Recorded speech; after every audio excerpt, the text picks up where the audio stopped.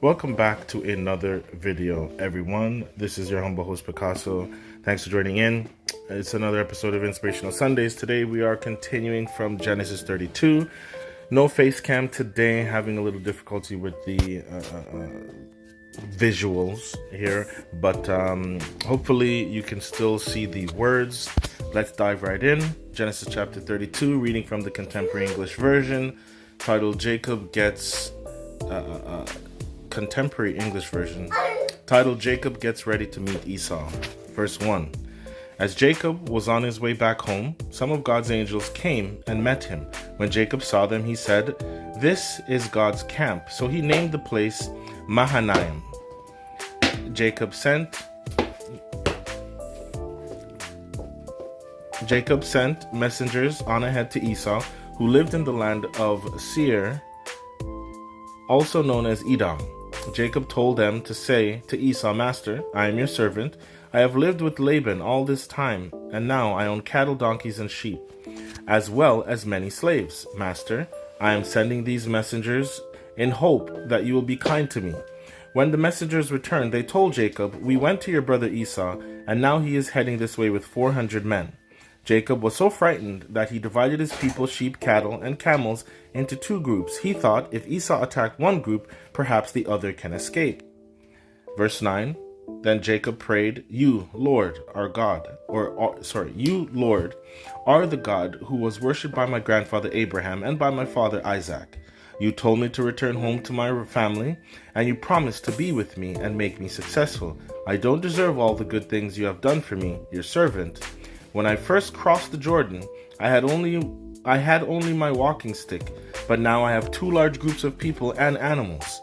Please rescue me from my brother. I am afraid he will come and attack not only me, but my wives and children as well.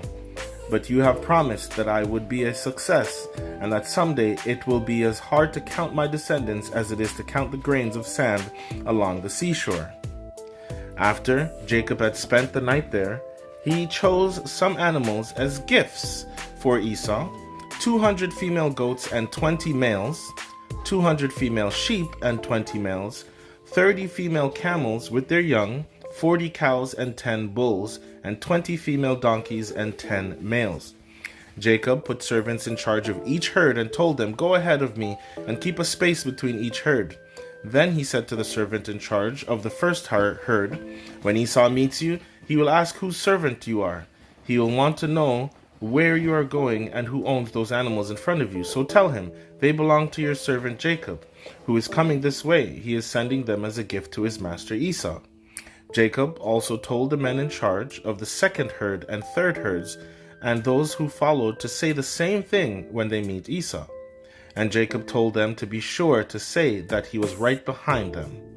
Jacob hoped the gifts would make Esau friendly, so Esau would be glad to see him when they met. Jacob's men took the gifts on ahead of him, but he spent the night in camp.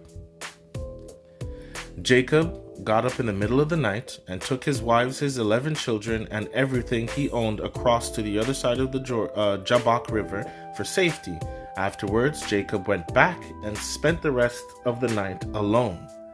A man came and fought with Jacob until just before daybreak. When the man saw that he could not win, he struck Jacob on the hip and threw it out of joint.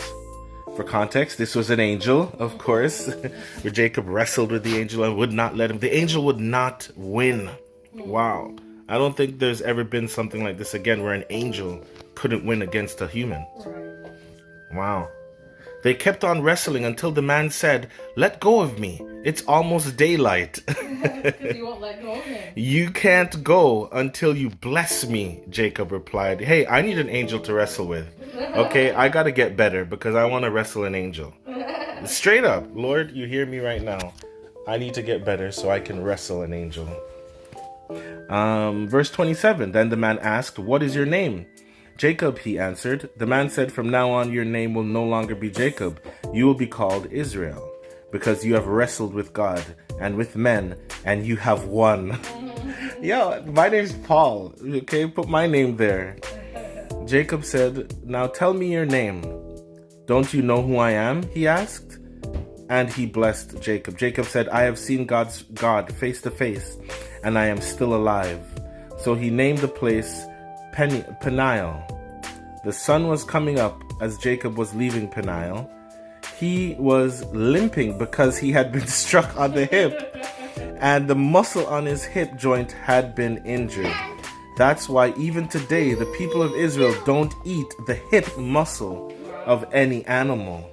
Wow. I did not know that. Me neither. And we read through this before. I didn't even recall that. I don't even remember seeing this part. Okay, let's go to Genesis chapter 33. Jacob meets Esau. Verse 1. Later that day, Jacob met Esau coming with his 400 men. So Jacob told his children to walk with their mothers. The two servant women, Zilpah and Bilhah, together with their children went first, followed by Leah and her children, and then by Rachel and Joseph. Jacob himself walked in front of them all, bowing to the ground 7 times, there's my favorite number, as he came near his brother. But Esau ran towards Jacob and hugged and kissed him. Then the two brothers started crying. When Esau noticed the women and children, he asked, whose children are these? Jacob answered, these are the children the Lord has been kind enough to give to me, your servant. Then the two servant women and their children came and bowed down to Esau. Next, Leah and her children came and bowed down. Finally, Joseph and Rachel also came and bowed down. Esau asked Jacob, why did you send those herds I met along the road? Master, Jacob answered, I sent them so you would be friendly to me. But brother, I already have plenty, Esau replied. Keep them for yourself. No, Jacob said, please accept them as a sign of your friendship for me. When you welcomed me and I saw your face, it was like seeing the face of God.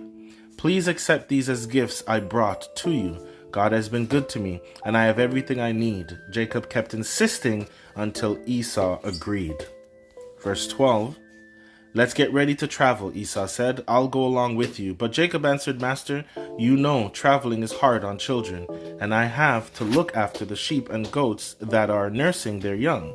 If my animals travel too much in one day, they will die. Why don't you go on ahead and let me travel along slowly with the children and the herds and the flocks? We can meet again in the country of Edom. Esau replied, let me leave some of my men with you. You don't have to do that, Jacob answered. I am happy simply knowing that you are friendly to me. So Esau left for Edom, but Jacob went to Succoth, where he built a house for himself and set up shelters for his animals. That's why the place is called Succoth. Jacob arrives at Shechem. Verse 18. After leaving northern Syria, Jacob arrived safely at Shechem in Canaan and set up camp outside the city. The land where he camped was owned by the descendants of Hamor, the father of Shechem. So Jacob paid them 100 pieces of silver for the property. Then he set up his tents and built an altar there to honor the God of Israel. That's going to wrap it up for today, guys. Genesis chapter 32 and 33 in the Contemporary English Version, CEV. Hope you guys enjoyed reading along. As always, I'm your humble host, Picasso. Stay blessed.